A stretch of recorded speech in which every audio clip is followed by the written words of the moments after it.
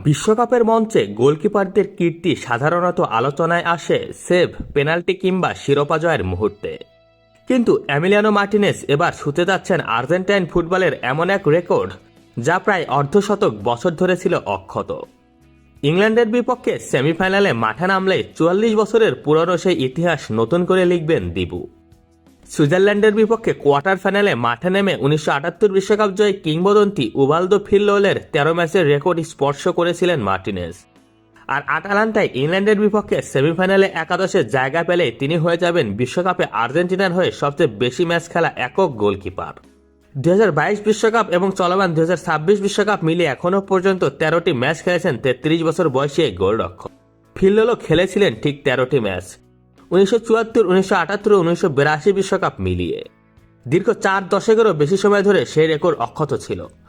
এবার সেটি এককভাবে নিজের করে নেওয়ার অপেক্ষায় মার্টিনেজ। এই অবস্থানে পৌঁছানোর পথে তিনি পেছনে ফেলেছেন আর্জেন্টিনার আরেক বিশ্বকাপ ফাইনালিস্ট গোলকিপার সার্জিও রোমেরোকে।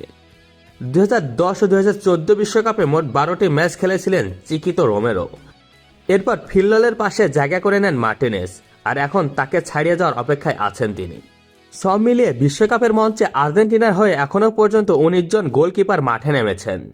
তবে ফিললোলো মার্টিনেজের উচ্চতায় পৌঁছাতে পারেননি কেউ। রেকর্ডের সংখ্যাটা শুধু পরিসংখ্যান নয়, মার্টিনেজের অবস্থানও বদলে দিচ্ছে আর্জেন্টিনার ফুটবল ইতিহাস। ফিললোলো, পম্পিদোর মতো বিশ্বকাপ জয়ী কিংবদন্তিদের পাশে এখন উচ্চারিত হচ্ছে তার নাম।